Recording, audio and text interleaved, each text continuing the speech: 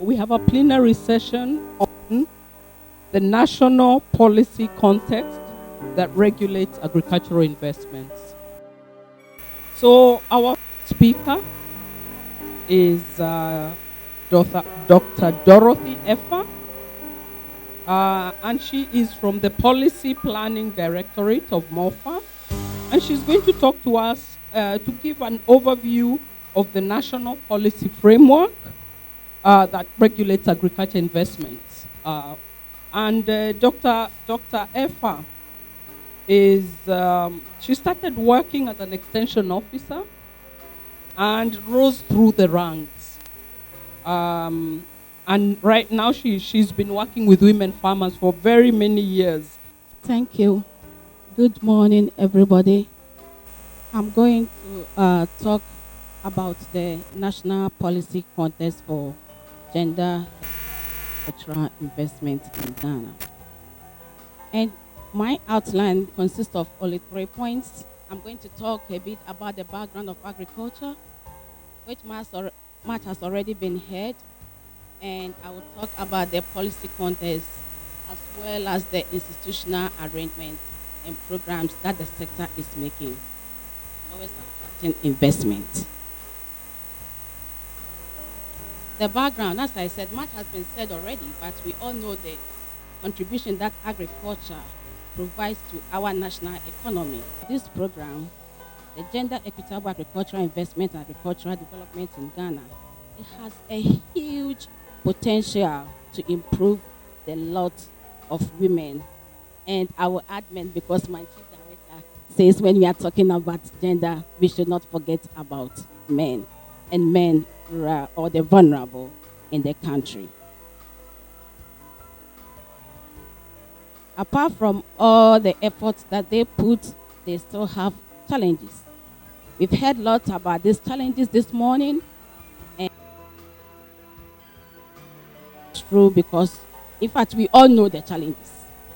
And I'm glad that we are having this opportunity because we all know and know what needs to be done. So I will not talk much about it, but we all know that, especially this, I will refer to the women because both of them, though they are all vulnerable when it comes to rural community, the women are more affected. And we realize that the access to land in Ghana, as in other countries, is hindered by lots of traditional rules, which we are all aware, and also access to finance is also a critical issue here.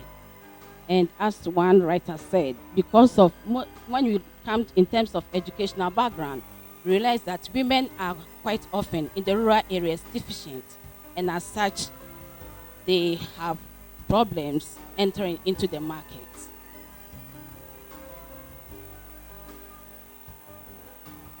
I'm going to talk a little bit about the national policy context, which my honorable minister has mentioned a little bit about it. And we all know as a nation, Ghana Shared Growth Development Agenda, which is 2, is now the policy framework for all the MDAs in the country, which MoFA, we are also part of it. And when you look at its policy objectives, it has area that is really dedicated to gender and investment generally. And so it's saying that it needs to safeguard the security, safety, and protection of the rights of the vulnerable in the society, especially the girl child and women.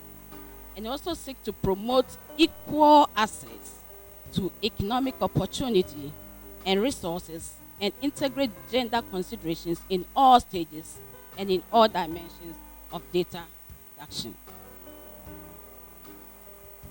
And we have these broad strategies to meet the objectives that I stated earlier.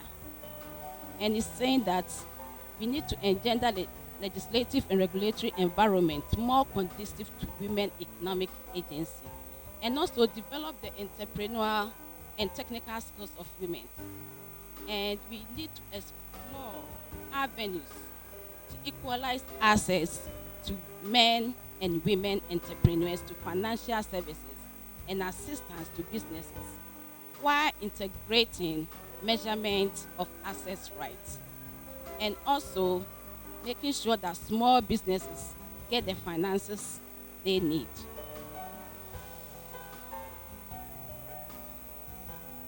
These broad strategies of the GSDA seek to make sure that it integrates gender into government policy and planning systems and financial frameworks for the implementation at all levels. And also, the strategies is to ensure that gender equity in access to productive resources such as land that we are talking about, labor, technology, capital, finance, and information, and make sure that we reduce gender and geographical disparities in the distribution of national resources, as well as enhancing efficient national monitoring and evaluation system for generating relevant, reliable, and timely quantitative and qualitative gender disaggregated information. I've just mentioned about the broad strategy under the GSDA 2, and this is specific to agriculture. So in agricultural sector, we are also trying to promote gender equity in land reforms and land use planning and management, and make sure that we intensify the incorporation of gender age analysis into agricultural research, which is also very, very critical, because quite often women are sometimes left behind. And then we also make sure that the strategy is to make sure that we mainstream gender issues into agri mechanization. Unfortunately, my chief director is engineer about agri mechanization, because women, we keep on complaining or saying that most of the time when we are the engineers or inventors are developing this technology, sometimes they forget about women. So this is an area that we are looking at, that all women also have access to agricultural mechanization, and even the implements to when new ones develop, take into consideration the women. And then increase access and improving allocation of resources to districts for extension service delivery, taking cognizance of gender sensitivity. And this is an area that we've heard about it, that especially in the rural areas, you look at the ratio of women extension officers to that of men is quite vast. And as the chair for this program during the introduction said, I started working as an extension agent, and I worked at the district level, at the rural level, and you realize that this issue is very critical, because I remember there was a time we went to the field to do survey. That time I was in Ejura, and what happened was that we were talking to rural community, both men and women, and I was the only lady among the group.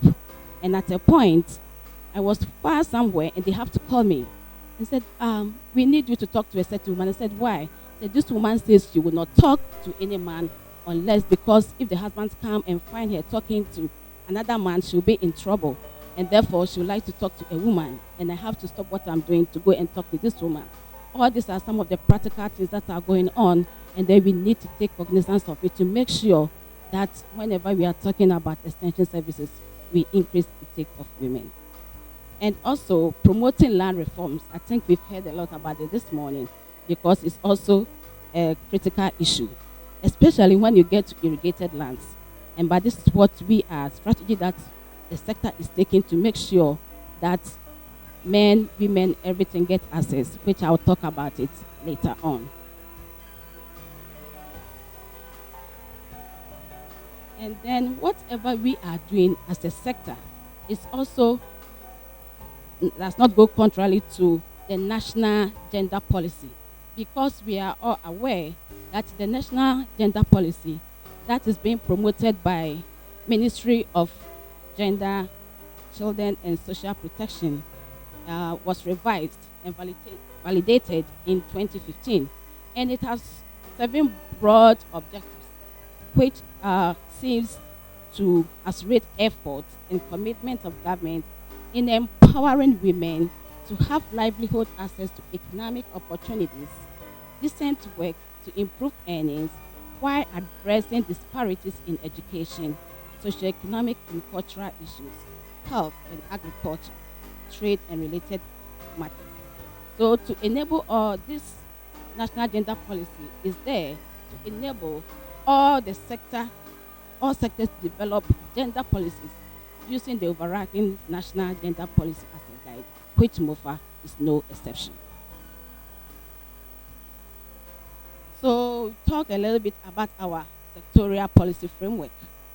And my honorable minister mentioned about the first step, which are food and agricultural sector development policy, which is the main policy document for the agricultural sector. It also has strategies to mainstreaming gender. And in the first step, it stated that we need to strengthen institutional capacity for effective gender mainstreaming, and also advocate affirmative action in recruitment and training in MoFA, which MoFA is doing because we allocated some percentage for women, especially in our agricultural colleges. And we also ensure collection, use, and maintenance of gender disaggregation data at all levels. This is something that was lacking, and now we are really working on it. No, not perfect yet. And also prioritize key gender mainstreaming strategies annually for implementation. And I think we have the gender and agricultural development strategies, which are you later on going to hear about it, so that whatever is in the strategy, we are trying to make sure that annually, at least we implement a key gender mainstreaming strategy. And also promote systematic and regular gender analysis of agricultural programs to ensure they do not increase the workload of poor women and men farmers. So when we get to the sectorial sector, as we have already mentioned, the gender and agricultural development strategy, which is now in the almost the final draft form, and which is the basis for mainstreaming gender into the policies and programs of the agricultural sector. And this is going to guide us. It has these 8 objectives, and I'm sure Riyadh is going to talk about that, and therefore we just move forward. These are the basic 8 objectives. Now, when we come still talking on the sectorial policy framework, we, as I already mentioned about our first step, which is the policy document, we have the METASIP, which is the investment plan. And under it, it has adopted the value chain development as a key orientation for investment in agriculture in Ghana. And it says that gender equity will be emphasized in all aspects of the value chain development, including design and implementation of programs, sensitization of researchers on gender mainstreaming in research. So this is what our METASIP is stating. And the METASIP is stating, and I think it's also from 2011 to 2015. And currently we are seriously working on METASIP 2, which we very much sure is going to lay more emphasis on gender equity in that investment plan. Now, institutional arrangements and programs. What is the sector doing to make sure that there's gender equity, that there's investment in agriculture sector? We have lots of programs that is going on to promote gender equitable investment in the agricultural sector. And I will just mention only a few. We have the Women in Agricultural Development Directorate, which is a directorate that is solely responsible for issues related to women and then rural communities, especially the vulnerable. And they have a series of programs that are aimed at helping investment in the agricultural sector. For instance, in the area of processing, where they are helping the rural community, especially the women, to come out with desirable processed products that will be appreciated at the market. And they also have other programs that are also helping the rural community, especially women, to lessen the workload that they do in the home. and also managing the home and all other programs. That is, all this is aimed at increasing equitable investment in agriculture. And then the ministry has agricultural business support units. We have established this agricultural business support unit specifically to increase investment in agriculture. And they are trying to have profile of all the commodities and interesting investment area. So all those that are really interested in investing in agriculture can contact us at agribusiness unit, the Ministry of Food and Agriculture, so that we give you all the opportunities that are available. And we also have other major programs to boost agricultural investment, taking cognizance of gender equity. And one of these programs my Honorable Minister mentioned is the JCAP, and then the GASIP, JCAP, which is Ghana Commercial Agricultural Project, and the Ghana Agricultural Sector Investment Plan, stroke the Northern Rural Growth Project. All these projects have gender text in this project, and is tailored in a way that there will be the women, who quite often refer as the vulnerable, are not left behind. And I'm sure Jacob is going to talk more about that, why we are this also going to talk more, as well as I'm sure the NGRP. Thank you for your attention.